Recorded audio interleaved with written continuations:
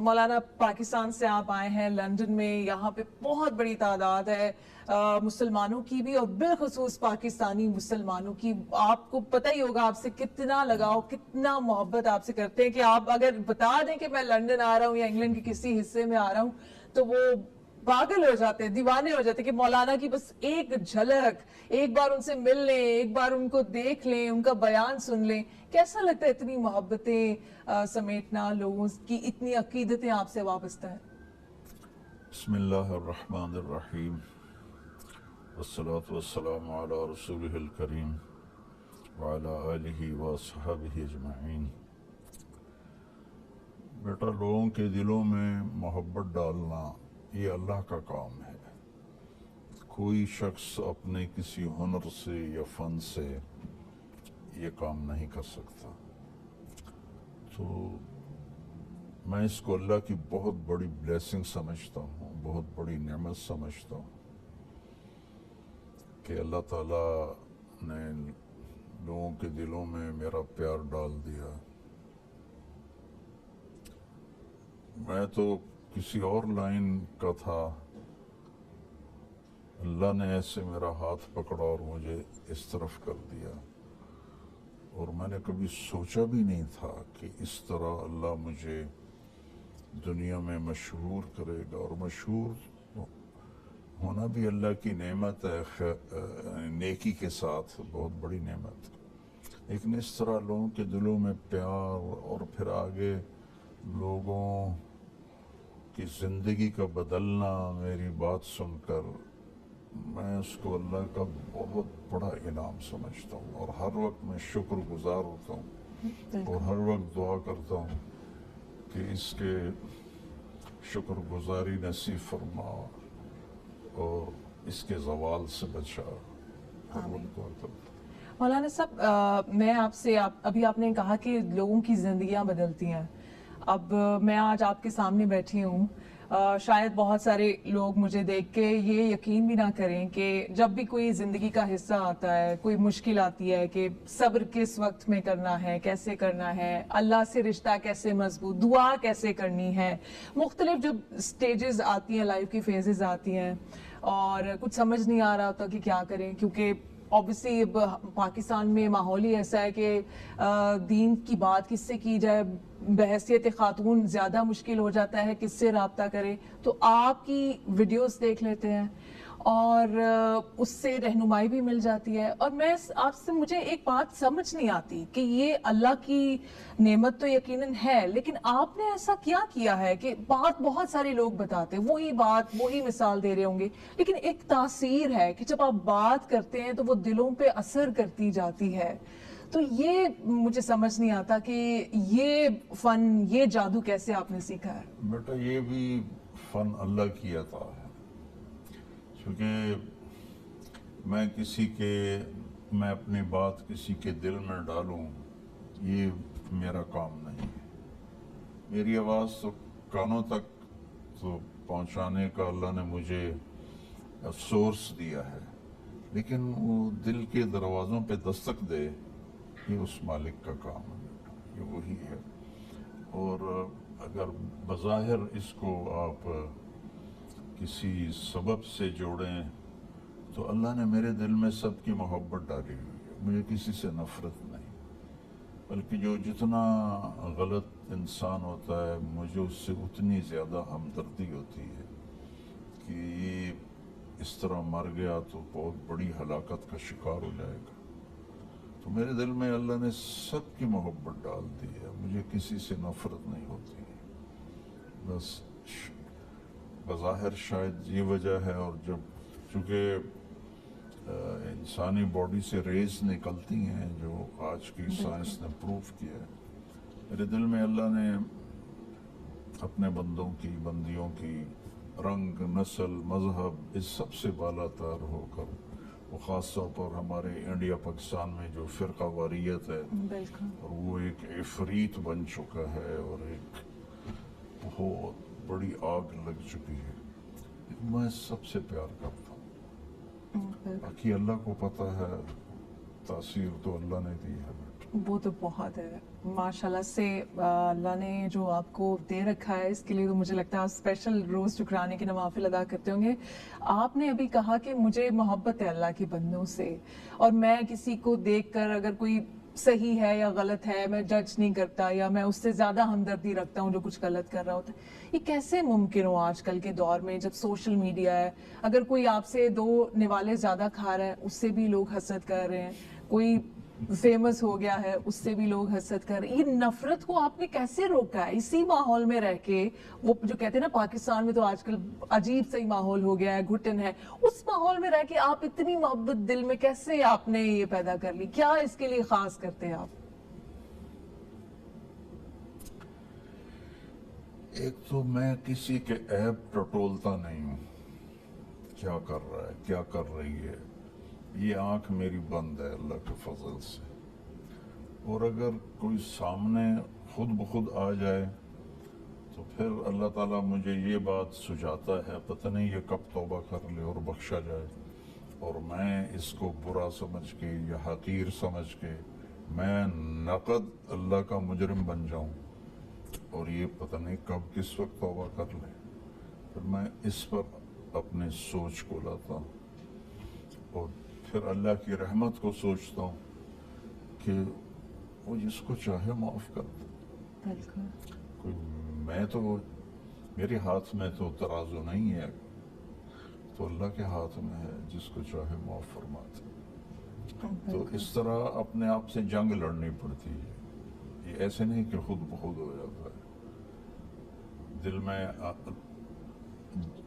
आते हैं नेगेटिव ख्यालात भी आते हैं, और जब किसी को किसी भी लाइन में इज्जत शोहरत मिलती है तो उसको तंग करने वाले भी बहुत ज़्यादा होते हैं। उसी के लेवल पर जाकर उस सबको इग्नोर करता हूँ, और रात को सोते हुए मैं ये दुआ करके सोता हूँ कि या अल्लाह मेरा दिल सबसे साफ, और मेरे दिल को सबसे साफ कर दे।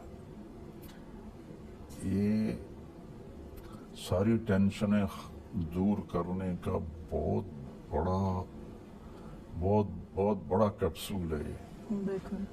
कि आप अपने दिल को सबसे साफ रखें, कोई टेंशन नहीं। फिर हाँ, एक ज़ाती ज़िंदगी की तो अल्लाह ने रखी है, वो तो आएंगी, हर एक पे आएंगी। बिल्कुल। मौलाना मैं हमेशा सोचती थी कि मैं जब भी कभी लाइफ में आपसे मिलूंगी तो मैं आपसे ये सवाल ज़रूर करूंगी कि पाकिस्तान में बहुत सारे मजहबी, पाकिस्तान में क्या इंडिया में पूरी दुनिया में बहुत सारे स्कॉलर्स हैं, मजहबी स्कॉलर्स हैं। आप तो आपको तो मैं स्कॉलर कह सकती हूँ, मज़हब के अलावा दुनिया की भी आप हमेशा बात करते हैं, तालीम भी देते हैं। ये जो इजहार का तरीका है आपका, उसमें इतनी शफकत है, इतनी मोहब्बत है, इतनी अंडरस्टैंडिंग है कि आप सामने वाले को सुन भी रहे हैं, समझ भी रहे हैं, उसके लिए शफकत भी है, उसको ये भी नहीं लग रहा कि मुझे कुछ मालूम नहीं है और आप जो हैं वो इल्म का मंबा है, तो वो फील नहीं करा रहे आप किसी को हकीर। ये बड़ी कम माजरत के साथ थोड़ा फील होता है जब भी हम अपने सब कॉन्टिनेंट में जाते हैं, तो वो पहले फील कराते कि आप तो मेरे ख्याल से जहन्नुम का दरवाजा खोल के आप उसमें दाखिल हो, मैं तो जन्नती हूँ। ये आपने कैसे अपनी पर्सनालिटी में बैलेंस मेंटेन किया है? बेटा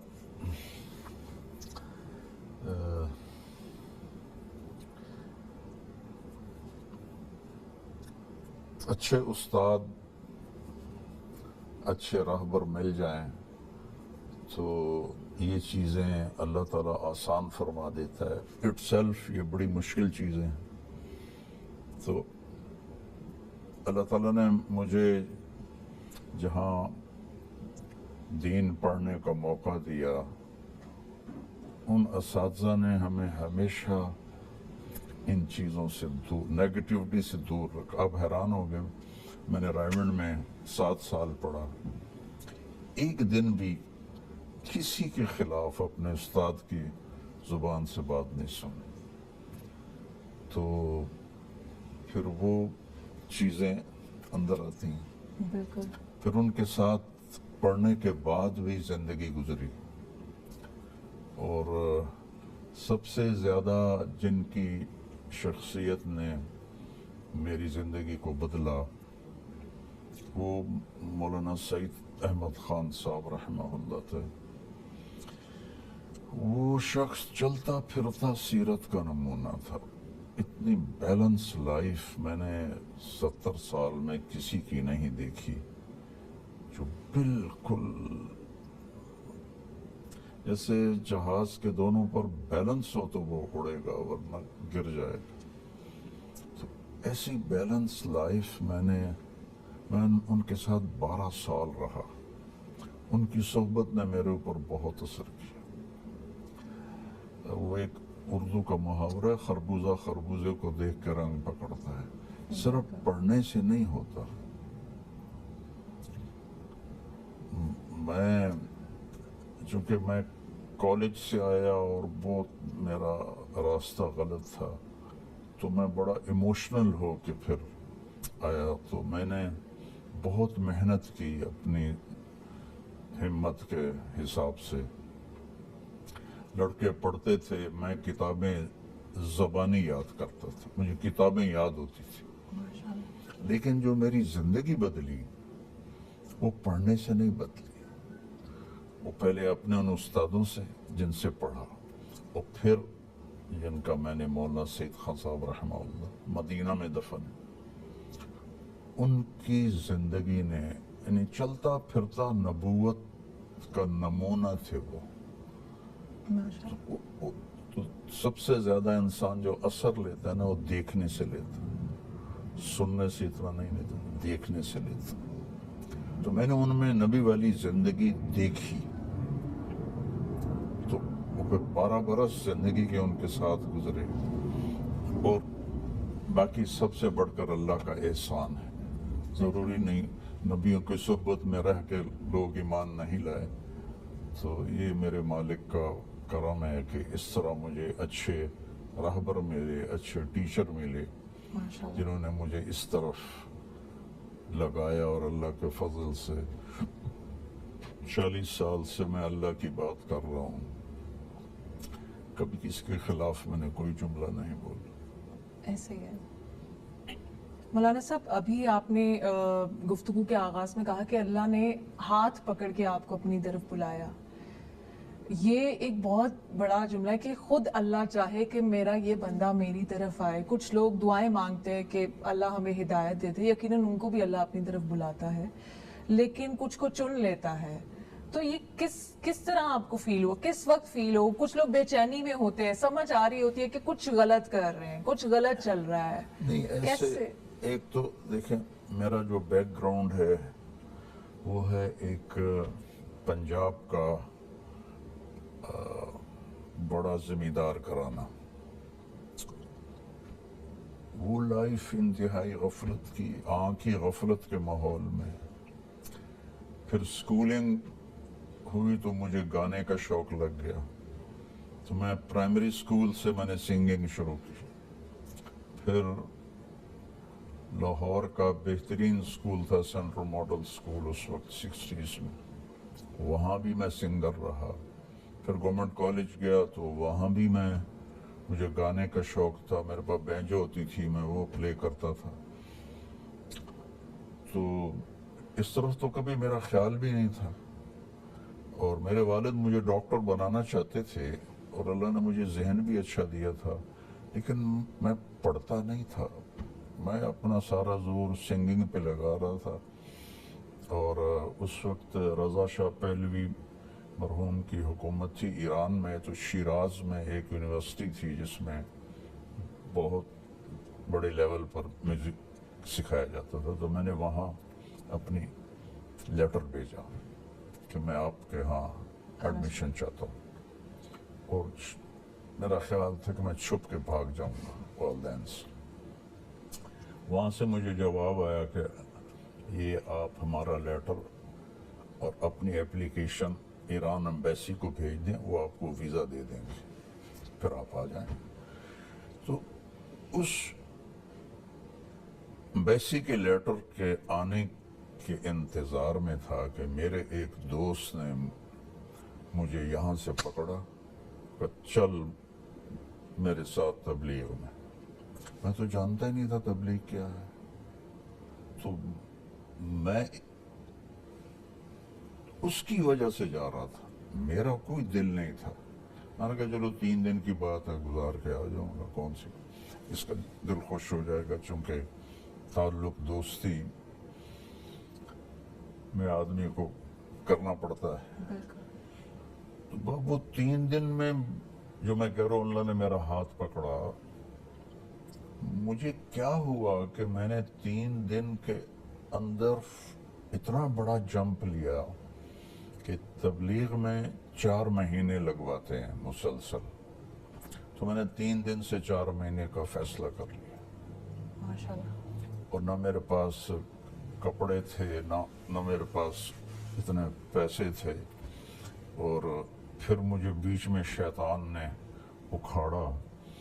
रंगीला मरहूम बड़ा फेवरेट कॉमेडियन था, तो उसकी मूवी आ रही थी 2 रंगीले। पहले उसने फिल्म बनाई थी रंगीला, बड़ी हिट हुई थी। तो दिया और तूफान, तो फिर उसने बनाई 2 रंगीले। तो वो मेरा बहुत शौक था कि मैं देखूं। तो मैंने अमीर से कहा कि मेरे पास पैसे भी नहीं, कपड़े भी नहीं, मैं ज़रा जाके ना पैसे ले आऊं, कपड़े ले आऊं, तो फिर मैं आ जाऊंगा। और दिल में था कि मैंने वो मूवी देखनी है। तो मैं आपको बता रहा हूं कि कैसे पकड़ा। तो उसने कहा पैसे आप मुझसे ले लें और कपड़े भी आपका और मेरा एक ही नज़र आता है, जो तो आप मुझसे कपड़े भी ले लें। तो मुझे उसने लाजवाब कर दिया। 4 महीने के आखिर में था, तो मुझे एक लड़का मिला, मेरी 18 साल उम्र थी, उसकी 20 सालों की। उसने कहा तुम क्या करते हो? मैंने कहा मैं मेडिकल डॉक्टर बनना चाहता हूँ। हम रायमंड में इकट्ठे थे। जी। वो मुझसे कहने लगा कि तुम्हारे वालिद क्या करते हैं? मैंने कहा जिम्मेदार हैं। तो कहने लगा फिर तुम आलिम बन जाओ। मैंने कहा यार बड़ा औखा काम है वो। और उस जमाने में बेटा मौलवी एक गाली थी, गाली 60s में गाली। और हमारे जो हम लोकल कदीम लोग हैं वहाँ के, हमारे गांव का जो मौलवी था वो नौकर होता था, नौकर के स्टेटस पर वो होता था। और उस वक्त हमारे डॉक्टर जो थे वो कारोबारी नहीं बने थे, वो डॉक्टर होते थे। उनका इमेज बहुत बड़ा था। तो वो मुझसे कहने लगे यार बात सुनो, डॉक्टर बनने का मतलब ये है कि अल्लाह ने पहले भी तुम्हें पैसे दिए हुए हैं, कुछ पैसे और आ जाएंगे, इससे ज़्यादा क्या करोगे? आलिम बनोगे तुम्हारी आखिरत बन जाएगी। तो उसकी ये बात मुझे ऐसी लगी, क्योंकि जब भी कभी मेरे वालिदैन या चाची मुझे कहते भाई तू डॉक्टर बनना है, बड़े पैसे, बड़ी इज्जत, ये 2 लफ्ज़ के सिवा मैंने तीसरा कभी नहीं सुना कि तू लोगों की खिदमत करेगा, दुआएं लेगा, नथिंग। बड़े पैसे, बड़ी इज्जत। तो अल्लाह ने मेरे दिल में डाला कि वो तो पहले ही है, ख़ानदानी इज्जत है, अल्लाह का फजल है। और अल्लाह ने फरवानी भी दी है।